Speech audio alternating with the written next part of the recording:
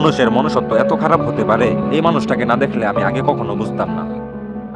আচ্ছা দেখি, আমি তার জন্য কিছু করতে পারি নাকি। টাকাও তো দেখা যায় বেশি নাই, মাত্র 50 টাকা আছে। আচ্ছা দেখি এই টাকা দিয়ে কি করা যায়।